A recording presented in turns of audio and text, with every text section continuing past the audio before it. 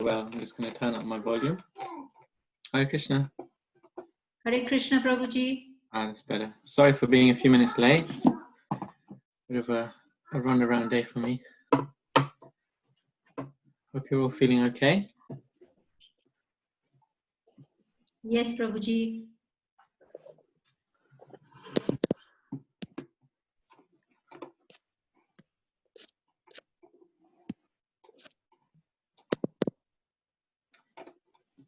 Okay, it looks like we've already got everyone online. So, Hare Krishna, Prabhu.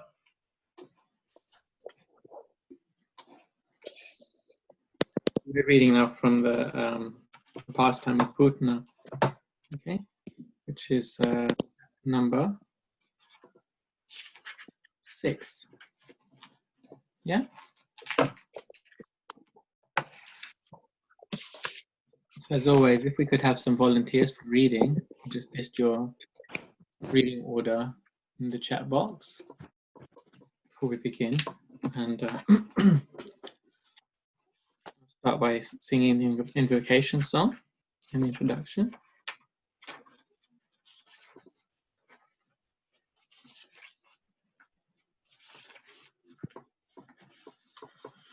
Okay.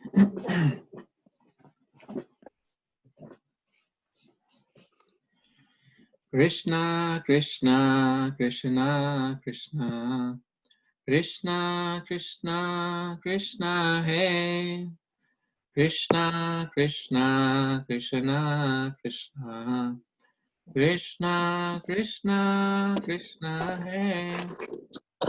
Krishna, Krishna, Krishna, Krishna, Krishna, Krishna, Rakshamam. Krishna, Krishna, Krishna, Krishna, Krishna, Krishna, Pahimam. Rama Raghava, Rama Raghava, Rama Raghava, Rakshamam. Krishna Keshava, Krishna Keshava, Krishna Keshava, Pahimam.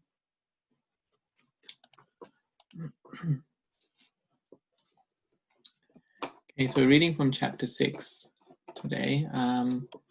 We've read the first 2 paragraphs, I believe. And we'll be starting We're at paragraph 3. from the 3rd paragraph, right? Did we read 3 already? I think we are. No, 3 is outstanding. Yeah, so we're starting from paragraph 3 where it begins, Putana entered the county of Gokul, isn't it? Okay, so Hold on. from the last chapter we read about how Nanda Maharaj went to Mathura to pay taxes, and Vasudev told Nanda Maharaj that he should be very careful of Krishna's care because there's some imminent danger about to come. And so now we've just been introduced to Putana, who's a I'm sorry, Prabhu. Where did we stop? Thought it was 69, wasn't it? Oh, in my book. I think I have a different book to you, Prabhu. Oh, okay. We're starting from the 3rd paragraph of the 6th chapter. And the paragraph begins, Putana entered the county of Gokul. Okay, yeah. Yeah. Okay. So we just got introduced to Putana. He's a deadly witch. He's got special powers. For example, she can fly on a stick, which we discussed last week. And so now we're just going to read more about that last time. Okay, so first reader is going to be Jake Prakash Prabhu. Okay. Haribol, everybody. Okay. Putana entered the county of Gokula, the residential court of Nand Maharaj, without permission. Dressing herself just like a beautiful woman, she entered the house of Mother Yashoda. She appeared very beautifully, with raised hips, nicely swollen breasts, earrings, and flowers in her hair. She looked especially beautiful on account of her thin waist. She was glancing at everyone with every attractive look and smiling face. And all the residents of Vrindavan were captivated The innocent cowherd woman thought that she was the goddess of fortune, appearing in Vrindavan with a lotus flower in her hand. It seemed to them that she had personally come to see Krishna, who is her husband, because of her exquisite beauty. No one checked her movement, and therefore she freely entered the house of Nand Maharaj. Putna, the killer of many, many children, found baby Krishna lying on a small bed, and she could at once perceive that the baby was hiding his unparalleled potency, which resembled fire covered by ashes. Putna thought, this child is so powerful that he can destroy the whole universe immediately. Okay. So here in this paragraph, we're reading about the gopis who had a misunderstanding, isn't it? So if we were just reading this as an ordinary story, that's all right. Then it's just the story unfolding. But of course, we know the pastimes of Krishna are not ordinary; they're extraordinary. And the residents of Vrindavan and the pure devotees, the associates of Krishna, they're also extraordinary. So a question that came to my mind when I read this was, how were these pure devotees mistaken, isn't it? How did they think like someone who's a vicious, malicious witch? How did they mistake her to be, the beautiful and pure-hearted goddess of fortune? She changed her appearance to look better than what she actually was. So it fooled the people around that this must be, somebody extraordinary, and they didn't question anything. That's right, yeah. So because she changed her appearance, they assumed her kind of hidden identity. They accepted her for who she was. So it says here they were innocent, had this kind of innocent heart, So they innocently accepted her. So can I add something? yes, please. So I think in the last week we had read when Rohini Mataji had decked herself up when they were having the Nanda Utsav. So a woman dresses up nicely in those days only when they go to their husbands or when the husbands are around. And here it is mentioned that the women in Vrindavan thought that this is a beautiful woman and maybe they want to see Krishna, who is her husband. So maybe they were mistaken because she was so nicely dressed up with a lotus in her hand that maybe Krishna was her husband in the previous life or something like that. So maybe that's why they didn't think that this was somebody a robe dressed up. That's a very nice reflection as well. Yeah, thank you. Yeah, because she specifically had a lotus flower in her hand. And obviously her whole disguise the purpose was to mislead them all, isn't it? So this is part of the act that she's putting on. So I was thinking how that in one sense, is she more powerful than all the Vrajbasis, that she's able to fool them, because the Vrajbasis are pure devotees. Or in another sense, I was thinking the acts of the pure devotees is under the influence, not of Maya, not of the illusory, not under the influence of Mahamaya, but is under the influence of the Yoga Maya. So even this kind of innocence and acceptance of this wicked witch that they had, it was actually under the influence of Krishna's spiritual energy. So this is something that's stood out to me. So in one sense, it wasn't an ordinary thing, like they just kind of, oh, you know, oh, she's beautiful, she must be Lakshmi Devi. But actually, everyone is influenced by either Yogamaya or Mahamaya, isn't it? No one can be independent. Like only Krishna is independent. He's Swarat. He can act independently of anything. Everyone else, except for Krishna, is under the energy of the spiritual nature or the material nature. So in this way, they're actually acting in a seemingly illusion way, but they're under the spiritual illusion, the spiritual energy, acting for the pleasure of Krishna in this illusion, because Krishna is about to unfold a pastime now. So I was just thinking about this actually when I was reading. Would anyone else like to comment? We can continue. Yes, Mataji. I'm a little bit perplexed because Putna is now thinking she was sent to kill Krishna, but then she's looking at Krishna and thought, or maybe I don't know whether she has looked at Krishna. Yes, she saw baby Krishna lying on the small bed and said, "This child is so powerful that he can destroy the whole universe immediately." So she is aware of Krishna's power. Yeah, that's right.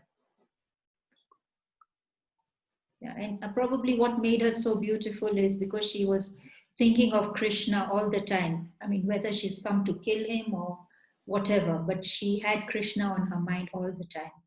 And that could have fooled, you know, when you have Krishna all the time in your mind, you walk differently, you talk differently, and you have an aura, a different aura, totally. So that could have fooled the gopis as well. Yeah, but it can be said that the residents of Vrindavan also had Krishna on their mind, equally, if not more, isn't it? Because they're already Krishna's associates, so it's not that they had Krishna on their mind any less, as such. But yeah, definitely that she was very much focused on her goal, which was to kill Krishna, up to the moment when she saw him, and then she saw that he was not an ordinary child. He could destroy the whole universe. So let's see how this unfolds. Okay. Putna's understanding is very significant. The Supreme Personality of Godhead, Krishna, is situated in everyone's heart. It is stated in the Bhagavad Gita that he gives one necessary intelligence and he also causes one to forget. Putna was immediately aware that the child whom she was observing in the house of Nanda Maharaj, was the Supreme Personality of God himself. He was lying there as a small baby. But that does not mean he was less powerful. The materialistic theory that God worship is powerful.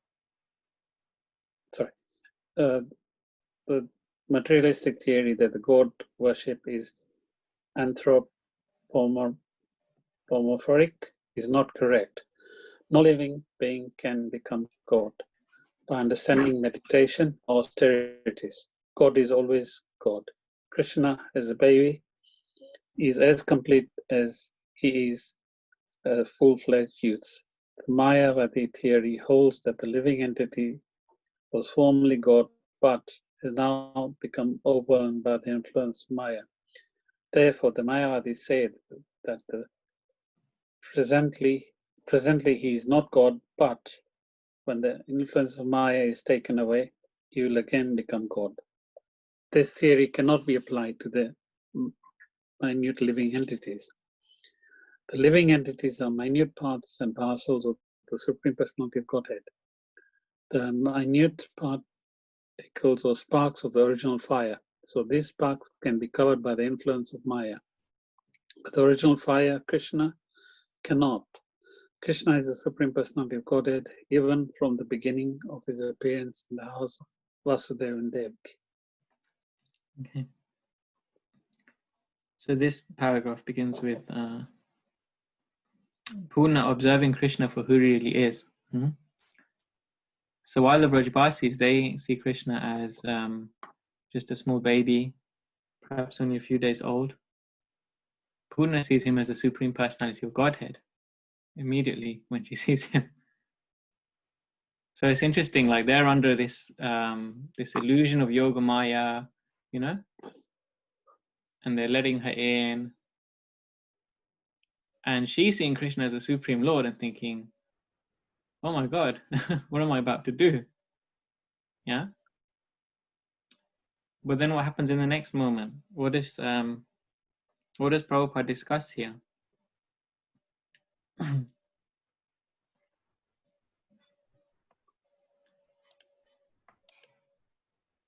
So she becomes covered actually she becomes covered by illusion also.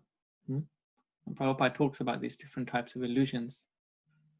Yeah, Prabhupada talks about power of Maya. Prabhupada also talks about the idea of God worship being anthropomorphic. Yeah. So that means anthropomorphic. I looked at this up. Means that the idea that God is made in the image of man. Yeah. Thinking God to be like us. That, you know, we have defects and we have frailties and so on. Then God must be like that. So, you know, because Krishna is a baby, he hasn't yet become God. Or that because Krishna is a baby, then he's weak and he's feeble and he's completely dependent. Yeah. So first she sees Krishna as supremely powerful, which is the fact. But then she just, you know, somehow under this illusion, this anthropomorphic illusion that she thinks, oh, Krishna is just a baby.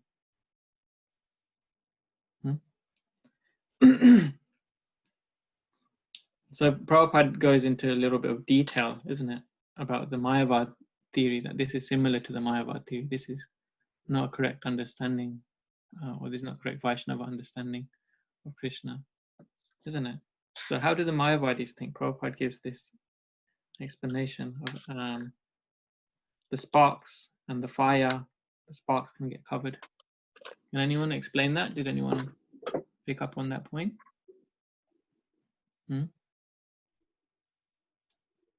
At the end of the paragraph which we read. I'll just give you a moment to look at that.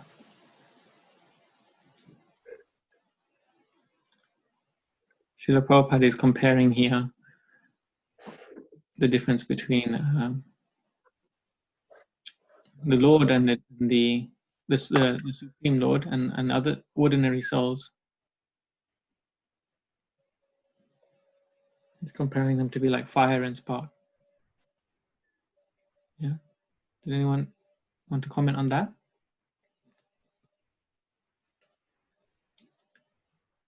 Hare Krishna. Hi, Paul.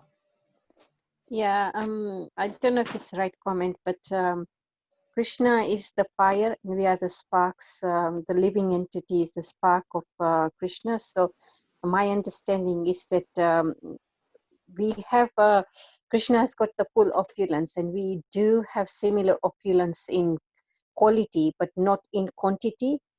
Because not the opulence, but the qualities of Krishna, we have a minute form of that qualities.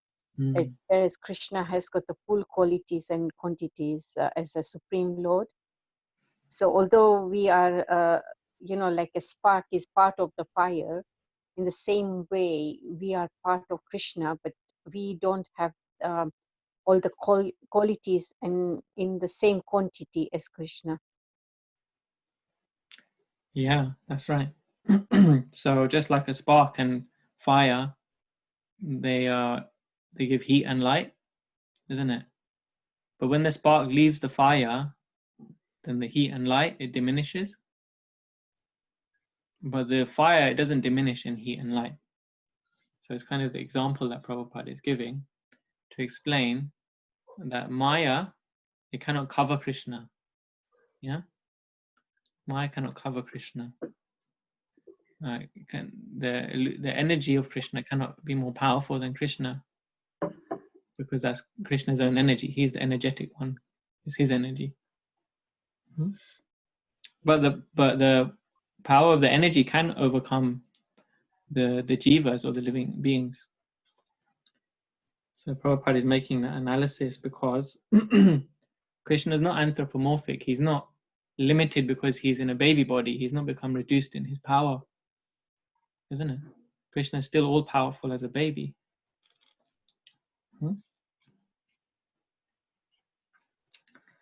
Okay, we could read on unless there's any questions. Prabhu? Krishna showed the nature of a small baby and closed his eyes, as if to avoid the face of Putna. This closing of eyes is interpreted and studied in different ways by the devotees. Some say that Krishna closed his eyes because he did not want to see the face of Putna, who had killed so many children and who had now come to kill him. Others say that Putna hesitated with the baby on her laps because something extraordinary was being dictated to her from within, and that in order to give her assurance, Krishna closed his eyes so she would not be frightened. And yet others interpret in this way. Krishna appeared in order to kill the demons and gave protection to the devotees, as stated in Bhagavad Gita, Paritramya Sadhunam. Vinayasya cha duskatram. The first demon to be killed was a woman. According to Vedic rules, the killing of women, a brahmana, cows, or a child is strictly forbidden. Krishna was obliged to kill the demon Putna. Because the killing of a woman is forbidden according to Vedic Shastra, he could not help but close his eyes. Another interpretation is that Krishna closed his eyes because he simply took Putna to be his nurse. Putna came to Krishna just to offer her breast for the Lord to suck. Krishna is so merciful that even though he knew Putna was there to kill him, he took her as his nurse or mother. Yeah. So here's given 4 reasons why Krishna closes his eyes. Yeah. So I thought this was interesting because just, you know, how detailed every single tiny little movement of Krishna, you know, is not insignificant. Everything has such deep meaning. It's amazing. Like the Bhagavatam, in one sense, is like just summarizing Krishna's pastime. Just because he closed his eyes for a moment, there are so many reasons just for doing that. Just that Bhutana approached him and he closed his eyes. So I counted 4 reasons here why Krishna closed his eyes when Bhutana appeared. Is anyone able to pick out one each? We can have a look at these reasons. Which ones did you spot here? Just call them out. It's fine. Kritika Mataji.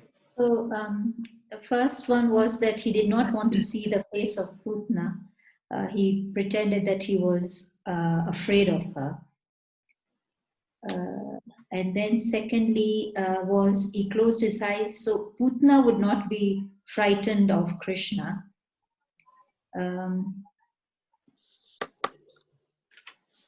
Okay, that's 2 of them, yeah. Yeah. And Would then anyone the else third like one, Would anyone else like to pick one? I think like Dinesh is about to. Yeah. Yeah?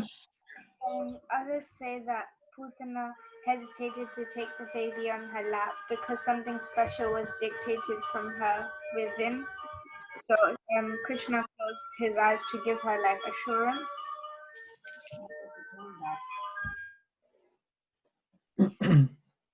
Yeah, okay. And others think that because Krishna, it's like in the Vedic rules, it's not good to kill a woman a brahmana, cows, or children. So then he simply closed his eyes because he could not.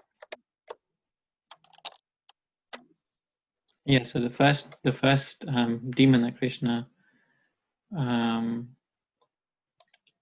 killed was a woman. So on that account, he closed his eyes because he didn't. In one sense, he had this feeling that he didn't want to do it, but that was the situation. So he was closing his eyes to do that. And there was one last one. It took Putna to be like a nurse or a mother. Yes. So, Okay. Carry on. What else was there? You could elaborate on that one.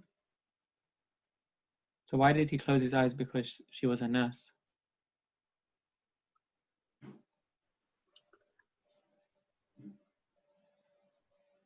supposed to make her feel in charge, as opposed to the other way around. Yeah, he was playing the role of a baby, you know. So he was just very submissive, like a baby. So he just closed his eyes, like very sweetly, like a small baby, innocently. He closed his eyes because actually he didn't want to see Putna's face. She was a demon, and he was going to kill her. She was a woman. He didn't want to kill a woman, but she was like demonic natured, so he was going to kill her because she didn't want to frighten her, because she saw him as being all powerful. Just simply by closing his eyes, all her fears were relieved. Yeah. Prabhu, can I say something? And Charlotte. Hare Krishna. Hare Krishna, Prabhu. Can I say something quickly? Sure. Yeah. I thought it was really interesting that they mentioned the fact that it wasn't really nice to kill women, and so he closed his eyes. So at the time, it was because people, was it because people fought fights, and they knew that men would go to war and then they would lose their lives, and so they would have to kill men, so that's absolutely fine. But otherwise, if it's women, it's always a no-no. Or was it just a kind of general feeling in all of society that women cannot be killed, or should not be killed? I don't know, just a random thought. So it's mentioned there's four types of people that shouldn't be killed, not just women. So women, brahmanas, cows, and children. So 4 categories, not just women. So the reason is because all these 4 should be protected. The Vedic culture is arranged in a way that protection is a priority, and in particular for these 4 types of beings: so women, brahmanas, cows, and children. Okay. Yeah. Thank you.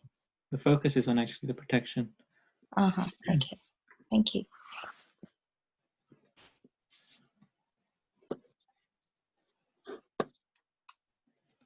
In fact, in some situations, you can see this is the reason that there were wars, because these 4 were not protected. If these 4 are not protected, then it leads to war. For example, when Sita Devi was kidnapped, then Lord Ram was willing to have a war. Yeah. No, thank you. So maybe we can have, who's the next reader? Dinisha? Dinisha Mataji, if you want to read. There are 7 kinds of mothers according to Vedic injunction. The real mother, the wife of a teacher or spiritual master, the wife of a king, the wife of a brahmana, the cow, the nurse, and the mother earth. Because Pudana came to take Krishna on her lap and offer her breast milk to be sucked by him, she was accepted by Krishna as one of his mothers. That is considered to be another reason He closed his eyes. He had to kill a nurse or mother, but his killing of his mother or nurse was no different from his love for his real mother or his foster mother, Yashoda. We further understand from Vedic information that Putana was also treated as a mother and given the same facility as Yashoda. As Yashoda was given liberation from the material world, Putana was also given liberation. When the baby Krishna closed his eyes, Putana took him on her lap.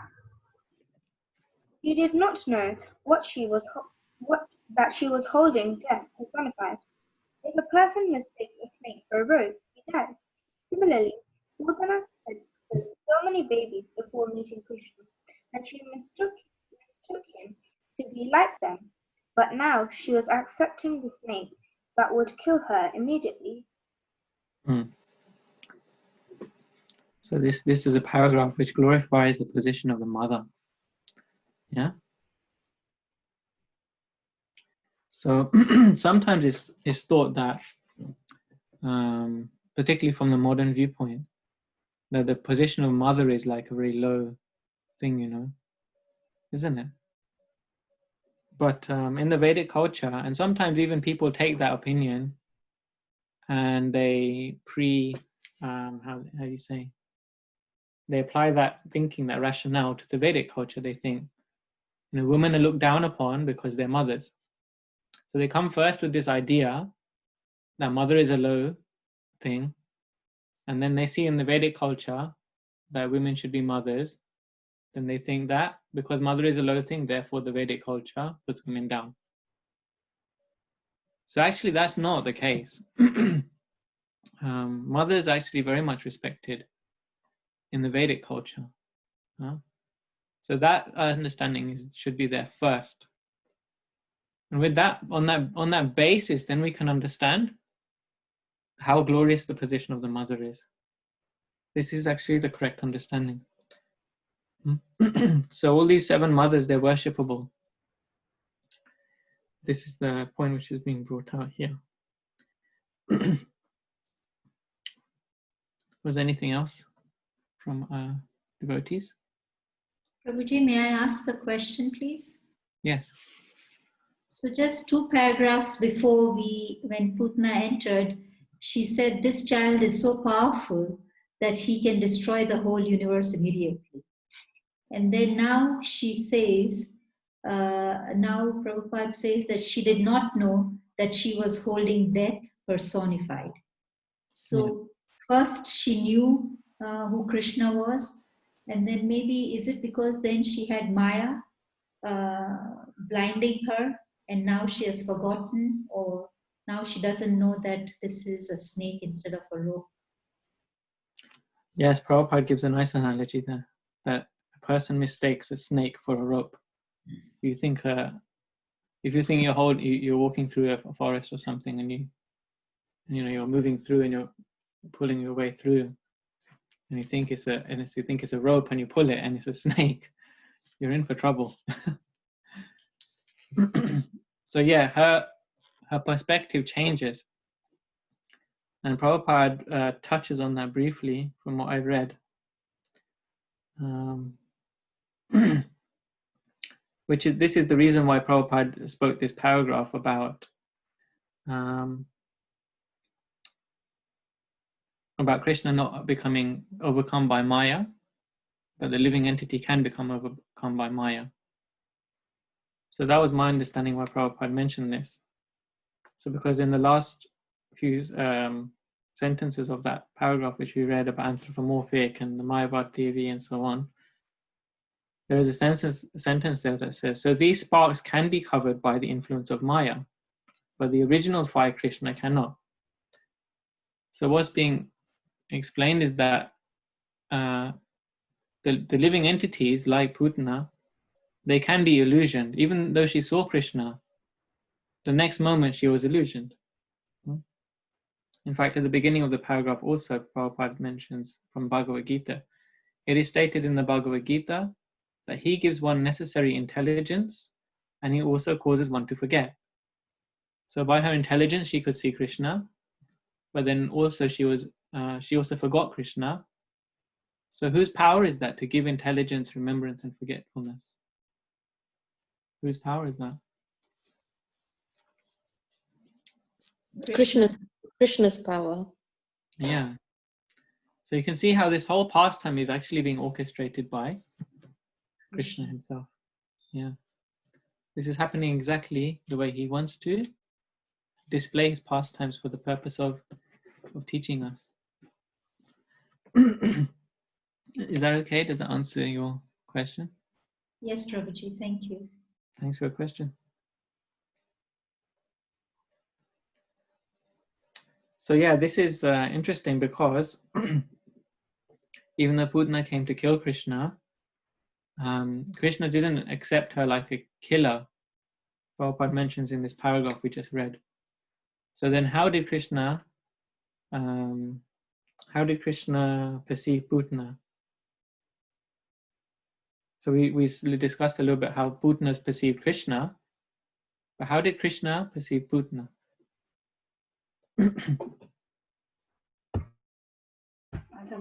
As a mother. So if Krishna is taking the demon Putana to be a mother, then what was the result of her giving Krishna milk?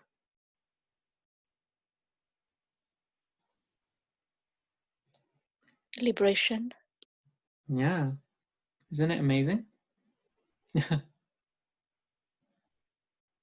So we'll read more about that. Lanisha, you want to continue reading? Okay, Prabhu. When Putana was taking baby Krishna on her lap, both Yashoda and Rohini were present. But because she was so beautifully dressed and showed motherly affection towards Krishna, they did not forbid her. They could not understand that she was a sword within a decorated case. Putana had smeared a very powerful poison on her, and immediately after taking the baby on her lap, she pushed her breastly nipple within his mouth.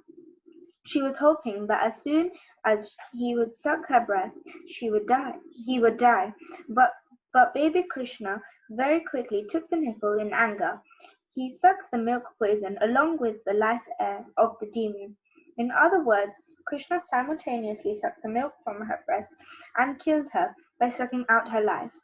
Krishna is so merciful that because the demon Putana came to offer her breast milk to him, he fulfilled her desire and accepted her activity as motherly. But to stop her from further nefarious activities, he immediately killed her. And because the demon was killed by Krishna, she got liberation. As Krishna pressed her breast extremely hard and sucked out her very breath, Putana fell on the ground, spread her arms and legs, and began to cry, "Oh, child, leave me, leave me." She was crying loudly and perspiring, and her whole body became wet. So there's a nice example here, isn't it? That she's coming like a sword within a decorated case. Yeah. Sometimes you go to these like stately homes. Sometimes you go to museums and you see they have these like beautiful ornamental like swords and different weapons with studs and diamonds and different decorations on them, isn't it? Has anyone seen that kind of thing? So they were so enamored by the external features of this Putana that they didn't see that she was actually like a deadly weapon. She was like a walking bomb, So even in the modern day, we have, people who, who go and what's the word? To put it mildly, like they're like terrorists, and they're willing to take their own life, isn't it? Yeah, they put their own life on the line, isn't it? So for them, that's like acceptable, that's the right thing to do. So Putin is like that, she's like a sword, she's like a walking weapon. And they don't see, they just see that she's like an ordinary person walking into their little village. So I think someone mentioned this in the previous week, maybe it was Panchali, I can't remember. But it's actually explained that by Bhaktivinoda Thakur. each of these different demons who are coming to Vrindavan, which we'll read about in the coming weeks, they all represent different anarthas. Anarthas means unwanted qualities. Yeah. So for the devotees want to have good qualities. Yeah. They want arthas. What these qualities actually, it means wealth, artha. Yeah. These good qualities in the heart, kindness, tolerance, peacefulness. Yeah. Well, there's so many different qualities that decorate the devotee. And the anarthas is like the unwanted things. So each of these demons, they personify. They're practically like the walking version of this anartha. Yeah.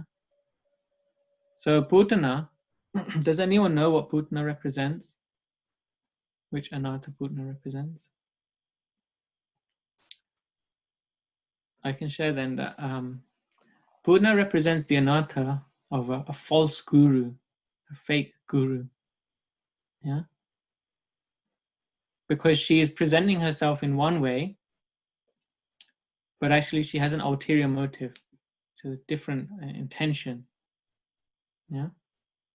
So she's coming to give Krishna her milk, but actually she's coming to Krishna poison. And she's deluding the devotees because of that. So Bhaktivinoda Thakur, he comments that devotees should always be careful when they hear who they hear from, that it's actually in line with scripture, it's in line with other esteemed Vaishnavas, and it's in line with the spiritual master. So we should always be careful what we're hearing. This is a lesson.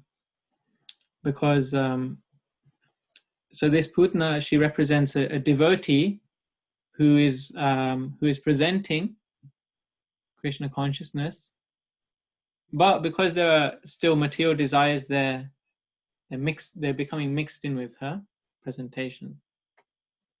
Yeah. So she's coming like with a motherly presentation. But the poisonous milk, as it said here, is very dangerous. So this is the explanation of Bhaktivinoda Thakur on this pastime. And of course, Krishna, he accepts that milk. So he accepts the good thing.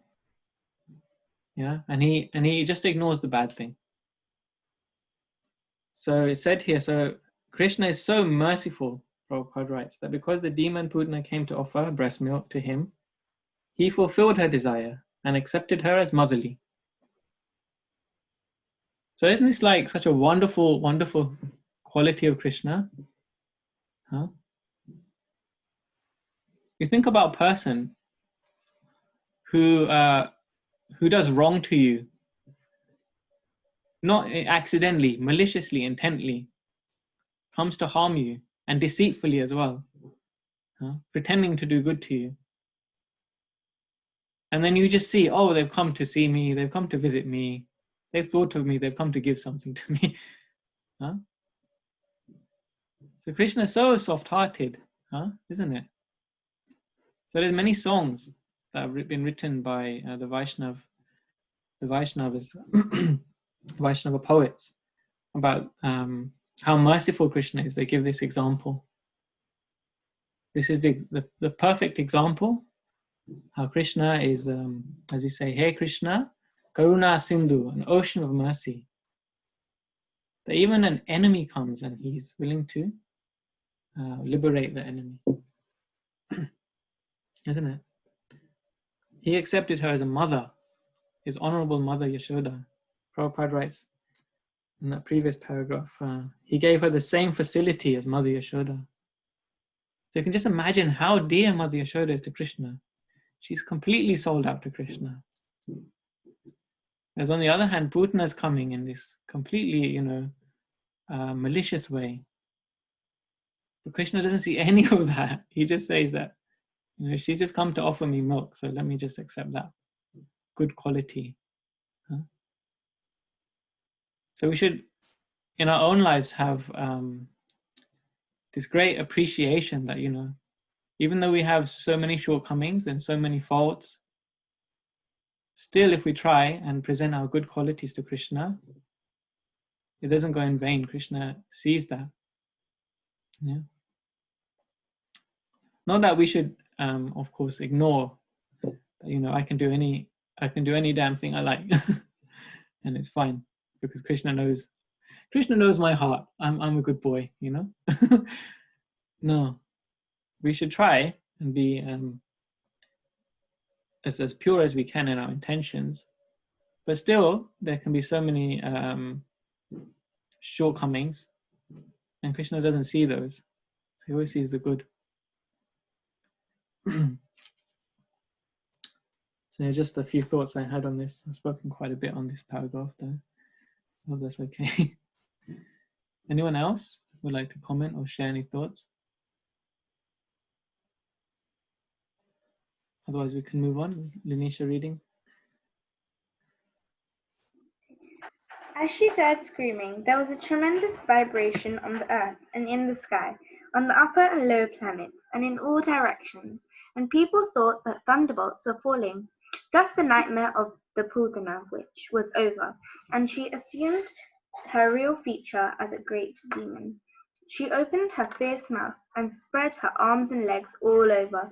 She fell exactly at the Dhritarashtra, as Dhritarashtra did when struck by the thunderbolt of Indra.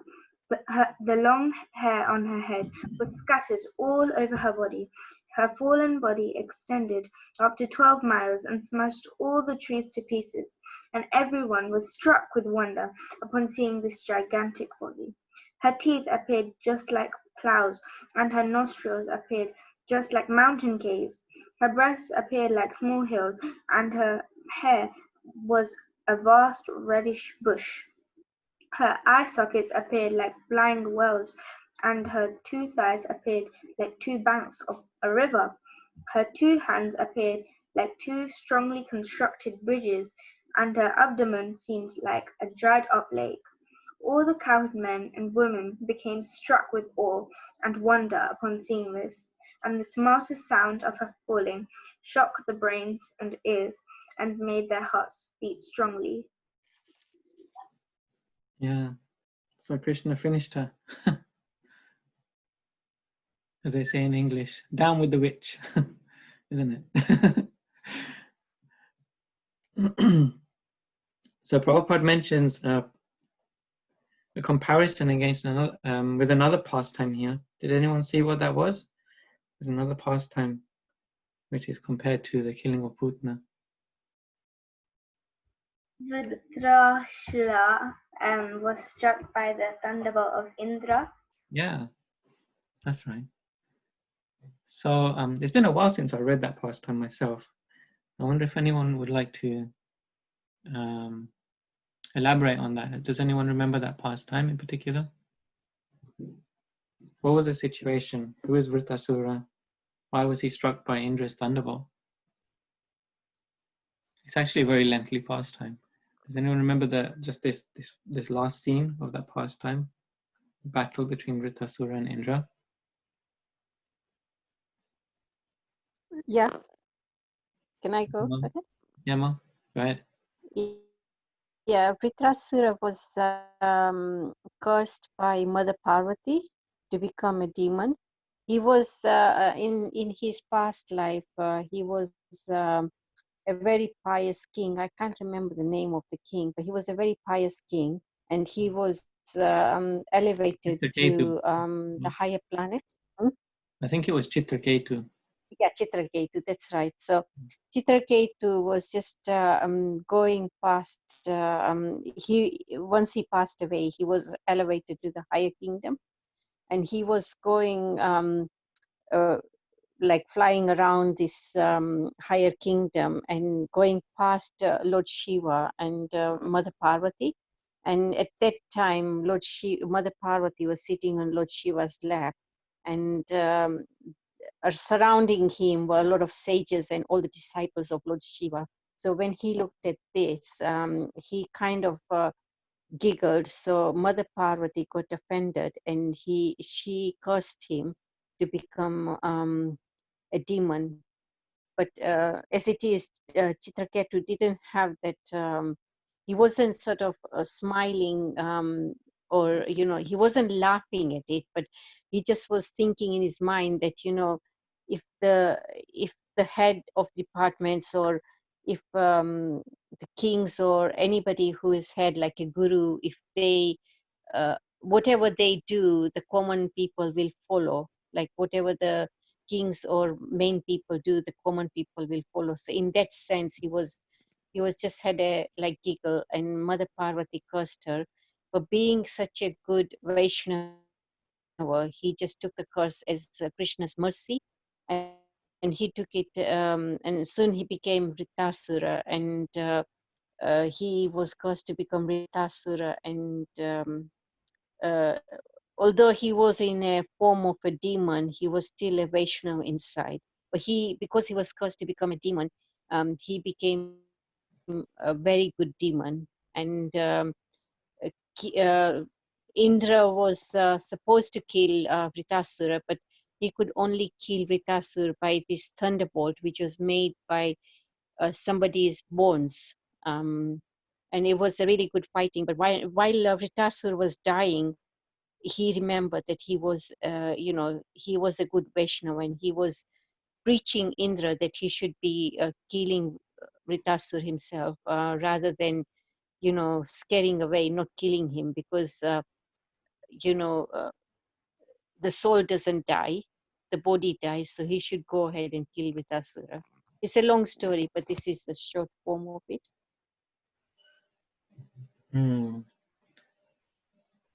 Does anyone else remember this story? Does anyone else know about this story? Has anyone heard it before? The story of Vritasura and Indra. Yes, Prabhuji, I've heard it before. Mm-hmm.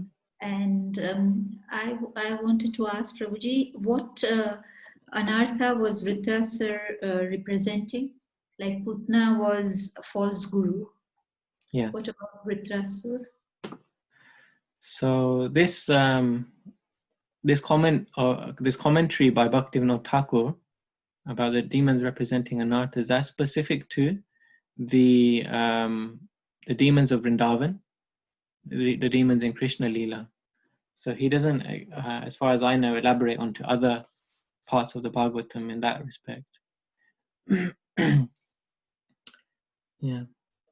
So this Vritasura pastime, it happens over many lifetimes. So Chitraketu, he offends Mother Parvati, then he becomes born in a demon family, although obviously he has his past life impressions. So there's many such examples, isn't there, of devotees who are born in in a low family, or demonic people who are born in high families. Yeah. So karma isn't so black and white. Like this person, he is wealthy, he must be good, or she's very beautiful, then she must be a very nice person. So this is like, even in this pastime, Putna came as a very beautiful lady, so she had ill intention. So in the same way here in Vritasura's case, he was in a demon. He was in a family where he was born like a demon, but he was actually, by heart, he was devoted to Vishnu, was completely devoted to Vishnu. Such to the extent that he was willing to be killed by Indra because he could fix his mind on Krishna. He was enticing Indra to fight him and kill him. And he was so ferocious, Indra was actually afraid. Now Indra is considered to be a devotee because he's the king of heaven. Huh? But actually Indra was like, why he had to fight this demon was because he offended his guru. He offended his spiritual master, and therefore he had, as my mom said, it's a long pastime. So then the outcome of it was that he had to face this demon. So Indra was a so-called devotee, but he made a great offense. So he had to go through all of this. And then Vritasura, he was a demon, but he actually became liberated. So that's compared here to the pastime of Putna. because she fell like Vritasura, who was struck by the thunderbolt of Indra. So, because Putna also has a past life.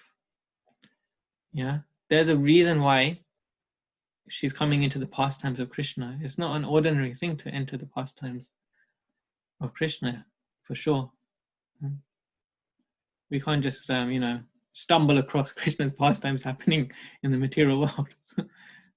No, it's a very special thing to even see Krishna. So does anyone remember what was Putna's qualification to enter into the pastimes as a demoness? I believe this was even mentioned in the previous week by Panchali Mataji. Yeah, Prabhu. So she was Ratnavali. He was King Bali's sister, and she loved seeing Krishna in the Vamana robe because he was so pretty as a child, and she wanted to mother him and embrace him. But the next instant, after Krishna killed his brother, so she became very angry and wanted to kill her. So, because Krishna is so merciful, he wanted to grant her both her wishes. So in this life as demon, she could feed him as a mother, and at the same time, she actually came with the intention of killing him. Yeah. So in both these pastimes, the desire is fulfilled. So Vritasura, he accepted, or Chitraketu accepted to become a demon, and he was a devotee. And then similarly, Putna's desires were fulfilled. Ratnavali, in a previous life, her desires were fulfilled through the life of Putna, in her life as Putna. So what's the lesson in there for us then? Is there a lesson in there for us in this?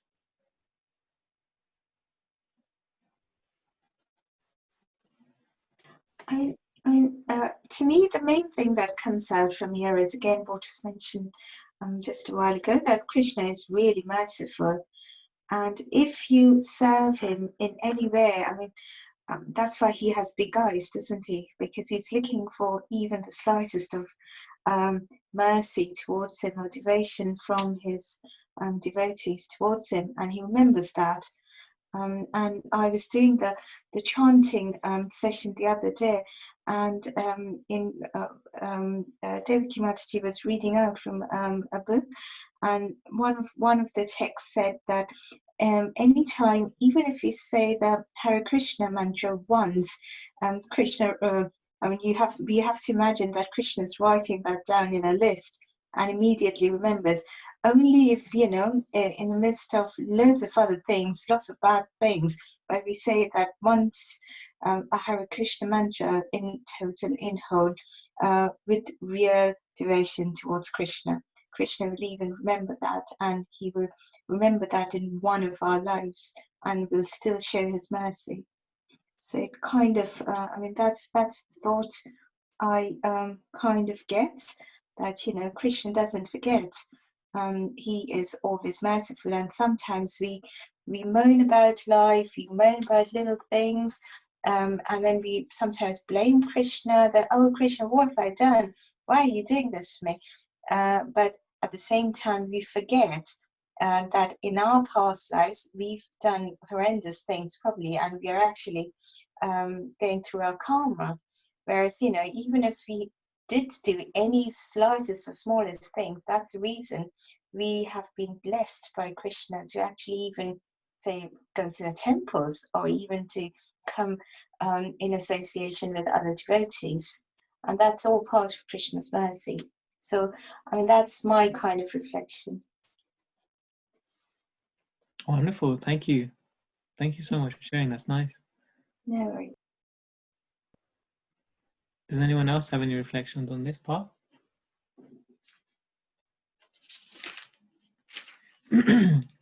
One thought I had was to be careful what you wish for. Yeah, because in both these situations, Putna, Ratnavali, she had the desire to embrace baby Vamandev, young Vamandev, but she also then became inimical to him. So Krishna fulfilled both the desires. Yeah. And Vritasura, he, as Chitraketu, he was laughing at Lord Parvati Devi sitting on the lap of Lord Shiva. You know, but he didn't see that was insulting, so he had to suffer the consequences. But at the same time, Krishna took his intention that he wanted to return back to Godhead. Actually, that was his deep desire. So Krishna made him a demon in his next life, finished off all his karma in one blow.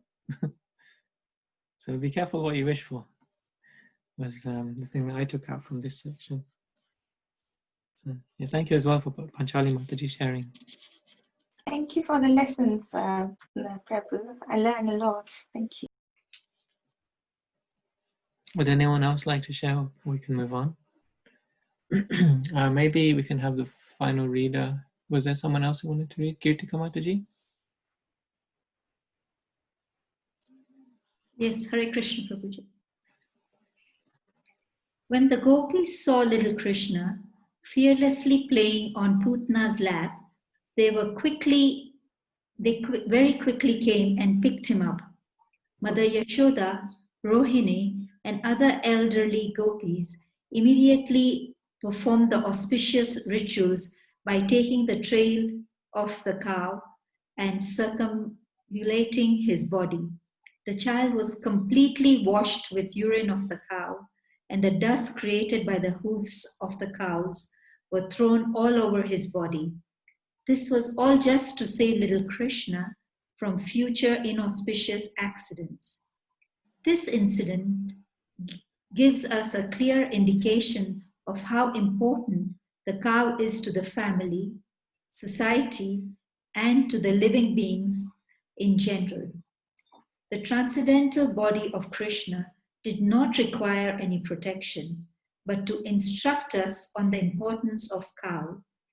The Lord was smeared over with cow dung, washed with the urine of cow, and sprinkled with the dust upraised by the walking of the cows. Would anyone have any thoughts or questions on this? We can continue.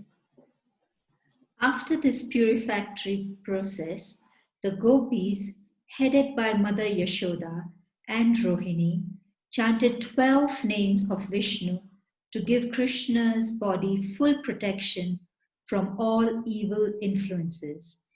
They washed their hands and feet and sipped water 3 times, as it is the custom before chanting mantra. They chanted as follows: My dear Krishna, may the Lord, who is known as Maniman, protect your thighs. May Lord Vishnu, who is known as Yagna, protect your legs. May Lord Achyuta protect your arms. May Lord Hayagriva protect your abdomen. May Lord Keshava protect your heart. May Lord Vishnu protect your arms. May Lord Urukarma protect your face. May Lord Ishvara protect your head. May Lord Chakraradhara protect your front. May Lord Gandhadhara protect your back. May Lord Madhusudana, who carries a bow in his hand, protect your eyesight. May Lord Vishnu, with his conch shell, protect your left side. May the personality of Godhead, Upendra, protect you and you from above, and may Lord Tarksha protect you from below the earth. May Lord Haladhara protect you from all sides. May the personality of Godhead, known as Rishikesh, protect your senses. May Lord Narayana protect your breath. And may the Lord of Shweta Dipiva, Narayan, protect your heart. May Lord Yogeshwara protect your mind. May Lord Krishnagarbha protect your intelligence. And may the Supreme Personality of Godhead protect your soul. While you are playing, may Lord Govinda protect you from all sides, and when you are sleeping, may Lord Madhava protect you from all dangers. When you are working, may the Lord of Vaikuntha protect you from falling down. When you are sitting, may the Lord of Vaikuntha give you all protections. And while you are eating, may the Lord of all sacrifices give you all protection. Thank you, Mataji. I just noticed that there's different editions of this Krishna book. Because the reading in the text in mine is slightly different. I think mine is the second edition, or maybe newer. Maybe yours is a slightly older one. Yeah, but that's okay. So I don't know if anyone else picked up on that. I have a slightly different reading in my book. So two things have happened here, or three. In order to protect Krishna from any dangers, there were three things which the gopis did. Yeah? Did anyone see what those three were? Going back to the previous paragraph also. So first thing.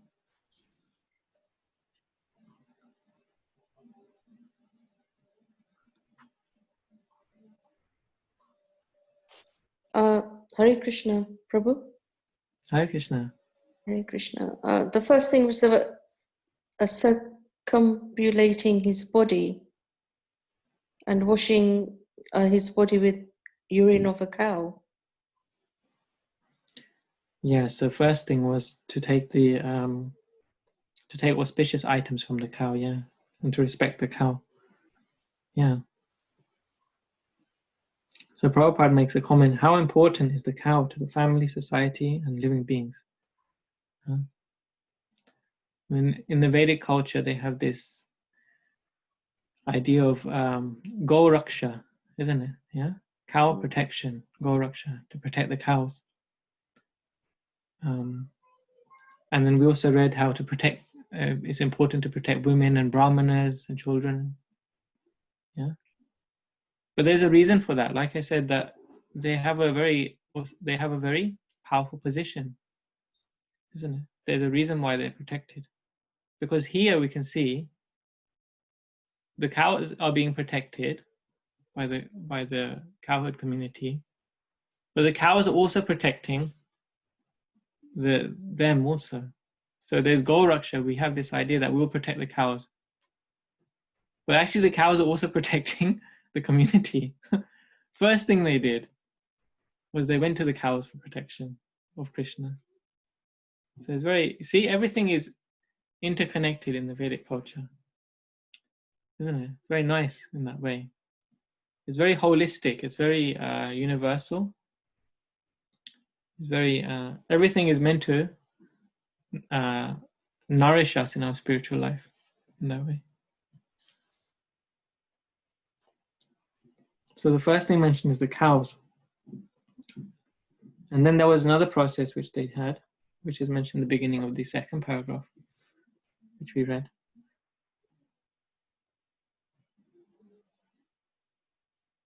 Hare Krishna. So it says they chanted the names of Vishnu to give Krishna's body full protection from evil influences.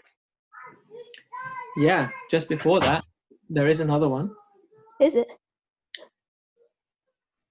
Yeah, so before chanting the mantras, so you're right, that is mentioned, but before they chanted those mantras, what did they do?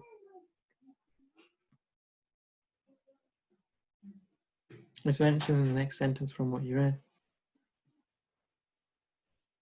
Is it they washed their hands and feet and sipped water 3 times, so then Archaman. So Exactly, yes, that's right. So the second thing that the gopis did was that they performed the Archaman, which is sipping holy water like this, you know. You see the pujaris in the temple, they sip water. Yeah. So it's good to learn these some of these basic techniques, you know, how to be protected. Because some people, they may say that the gopis, they were just simple village girls, which is true. But these simple village girls, they knew how to do all these purification processes. Yeah, so in the Vedic culture, even though they had a very simple life, they knew how to protect themselves. They knew how to be empowered, you could say. How they could get empowerment from the cows, how they could get empowerment from mantras, and so on. So they learned how to do this archaman. Even the gopis, they could do the archaman. And then the third one, as Shambhala brightly mentioned, is these. They chanted the names of Vishnu upon different parts of their body. So they took not only they did the sipping of the water, but then they also applied tilak. Yeah? So the tilak is a beautiful thing, isn't it? It's a decoration of the body. So in modern culture, people like to decorate themselves very nicely, but that also has a spiritual origin as well, because in the Vedic culture, we also decorate the body with tilak. So you can say it's a transcendental cosmetic. Yeah, decorating the body with tilak, because not only does it look very pleasing when you see someone wearing tilak, we remember Krishna, we remember Vishnu in his avatars. It also imprints on the body, protection on the body. Is there anything else you can think about in relation to wearing tilak?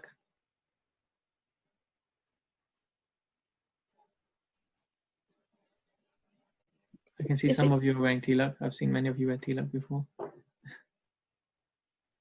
So is it because it purifies the body? And I think sometimes, I mean, I don't wear it every day, but sometimes when I do, it also gives the mind a lot of not comfort. I don't know. I think it's just mainly to purify the body and maybe give the mind a bit of.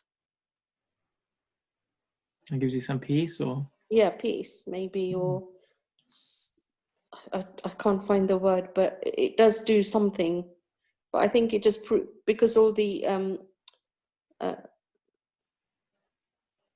when the devotees who do the arti and stuff, and they have tilak not just on the forehead, they have it in the arms and back and front and everywhere, the pujaris. So that's really purifying the body, I think. Yeah, wonderful point. So it purifies the body, and you said yourself, like, you feel purified mind, you feel peaceful and purified, pacified by the mind, like that, isn't it? Yeah. Nice point.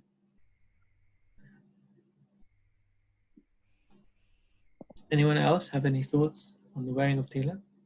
The tilak also represents the feet of Krishna and the tulsi and The tilak represents the lotus feet of Krishna. Yeah. So having a tilak on your head like this is synonymous with bowing down to Krishna at his lotus feet, bowing the head down to Krishna's lotus feet. Very nice point. Yeah.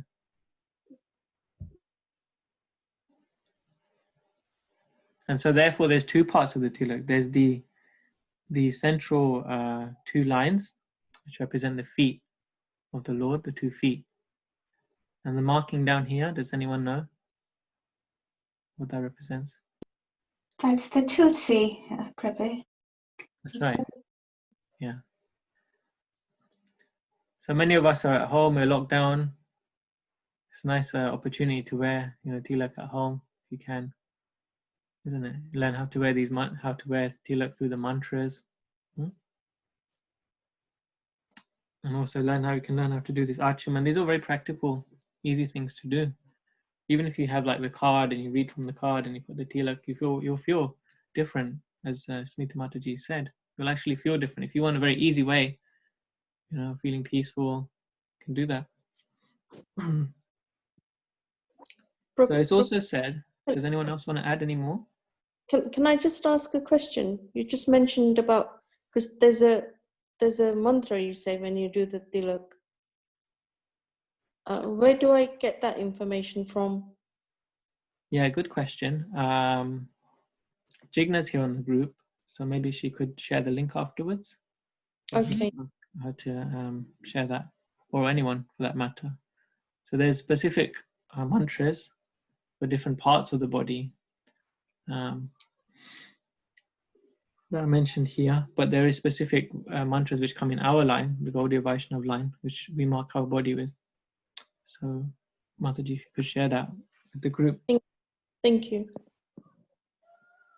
One more point I thought of is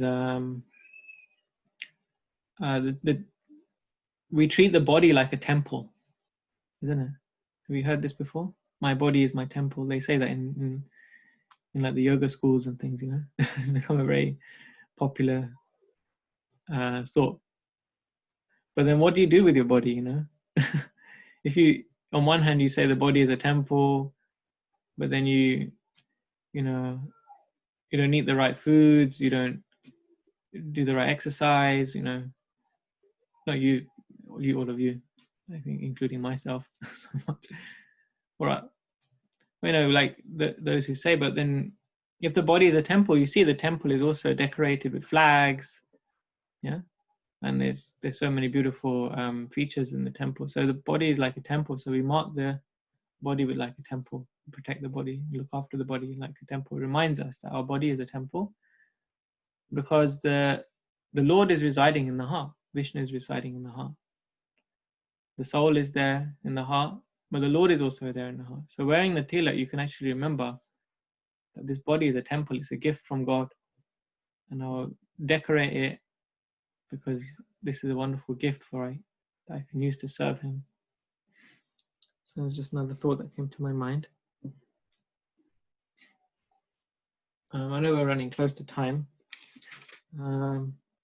but just a final point, if it's okay with you all, on this tilak, that there's so many mentions of the different names of Vishnu. Isn't it wonderful? Like so many of these names I haven't even heard of myself. I don't know if you felt the same. I'm sure you're a great devotee, so you probably have heard of these names. I haven't heard of so many of these names. Wonderful names. So it said, I don't know if you've seen the first canto of the Srimad Bhagavatam. If you buy the standalone one, you see on the front cover of the book that there's all of the spiritual sky with all the different spiritual planets, and each planet there's a form of Vishnu. Wonderful meditation. Prabhupada personally designed that cover for the Srimad Bhagavatam, you know. He personally drew it and designed it himself with his own hands. For the first canto of Bhagavatam, Prabhupada made before he came to the West. He personally drew that. There's an older rendition. Again, maybe I'll ask Jigna Mataji if we can dig that out of the BBC archives. We can share that on our WhatsApp group. But it's very wonderful that you see these different forms of Vishnu in different planets. And Prabhupada is inscribed below each of those planets. This one is Rishikesh, this one is Aja, this one is Madhava, this one is the planet of Govinda, like that. So he said that Vishnu, he holds these 4 auspicious items in each. He holds 1 auspicious item in each of his 4 hands. So 4 items for 4 hands, and the items are moved around according to the form of the Lord, or according to the mood, the qualities in which that Lord, that name of the Lord predominates. So, you know, in one form of the Lord, you will have the conch in this hand, another form you'll have it in that hand. So like that, there's actually, I think it is 24 different forms, different arrangements that these 4 items can move around in the 4 hands. So you can see that on the cover of the book. It's a very nice meditation. So we mark the body and we chant these names of the Lord because they all have a specific power, potency, the vibration which is impressing upon ourselves to protect us because of the presence of the Lord, that particular form of the Lord. So it's very deep. It can go, these meditations, they can actually go as deep as you like. I know for myself, when I wear tilak in the morning, it's like, you know, it can be like that. But I'm more just telling for myself, you know, like we can really meditate on these. Every aspect of this Vedic culture is so deep, wonderful. Anyway, I know I talk a lot, so I will stop here. Maybe we can read one more paragraph. That's okay. Kirtika Mataji, would you like to? Yes, Prabhu. Thus, Mother Yashoda began to chant different names of Vishnu to protect the child Krishna's different bodily parts. Mother Yashoda was firmly convinced that she should protect her child from different kinds of evil spirits and ghosts, namely Dakinis, Yatrudhananis, Kushmanidas, Yakshas, Rakshasas, Vinayakas, Kotara, Revati, Jeshthas, Putna, and Martakas, Umadas, and similar other evil spirits who cause persons to forget their own existence and give trouble to the life air and the senses. Sometimes they appear in dreams and cause much perturbation. Sometimes they appear as old women and suck the blood of small children. But all such ghosts and evil spirits cannot remain when there is chanting of the holy name of the God. Mother Yashoda was firmly convinced of the Vedic injunctions about the importance of cows and the holy name of Vishnu. Therefore, she took all the shelter in the cows and the name of Vishnu just to protect her child Krishna. She recited all the holy names of Vishnu so that he might save the child. Vedic culture has taken advantage of keeping cows and chanting the holy name of Vishnu since the beginning of history, and persons who are still following the Vedic ways, especially the householders, keep at least 12 cows and worship the deity of Lord Vishnu who is installed in their house.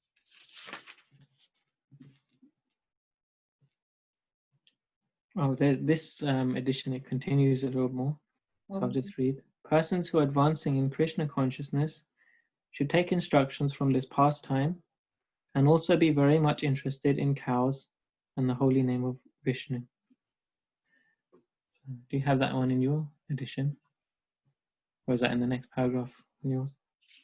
No, it was just what I read, and the persons who are still following the Vedic ways, especially the householders, keep at least 12 cows and the worship of the deity of Lord Vishnu installed in their house. That's all.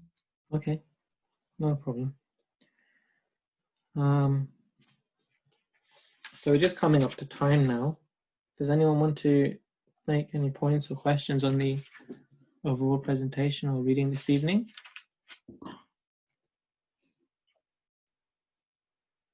I have a quick point, Prabhu. Again, sorry for speaking so many times.